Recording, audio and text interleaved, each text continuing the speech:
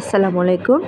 করলা গাছে ভালো উৎপাদন পাওয়ার জন্য অনেক বেশি করলা যেন হয়, এ কারণে দুটো কাজ করতে হবে। প্রথমত, গাছের যতগুলো মাথা বের হবে মাথাগুলো ভেঙে দিতে হবে। যখনই নতুন করে আবার শাখা বের হবে ৮-১০টি পাতা হলেই গাছের মাথা ভেঙে ভেঙে দিবেন।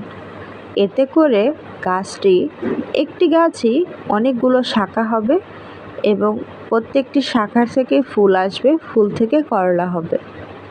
আরেকটি কাজ হলো গাছের নিয়মিত সার ব্যবহার করবেন। এমন সার ব্যবহার করতে হবে যেই সার গাছের ফুল আনতে এবং ফুল থেকে ফল হতে সাহায্য করে থাকে। করলা গাছের ফুল আনার জন্য নিয়মিত গাছে পটাশ সার ব্যবহার করবেন।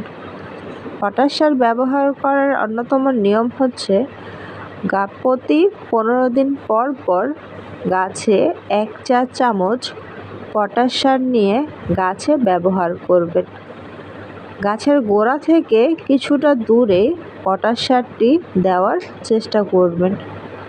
পটাশ সার যেদিন থেকে গাছে ব্যবহার করবেন তারপর 3 দিন গাছে নিয়মিত পানি দিবেন, না হয় গাছ এই সারের কারণে মরে যেতে পারে। তো এখানে আমি মাটি তুলতে পারিনি, কারণ এখানে পেঁপে গাছ লাগানো ছিল, তাই মাটিগুলো তুলতে পারিনি। তো পটাশ সার দেওয়ার পরই আমি ভালোভাবে মাটির সাথে সারটি মিশিয়ে দিচ্ছি। আপনারা চাইলে গোড়া থেকে কিছু মাটি তুলে তারপর সার মিশিয়ে গাছে প্রয়োগ করতে পারেন। এতে করে পটাশ সারের ফলে গাছে কিন্তু ফুলগুলো চলে আসবে।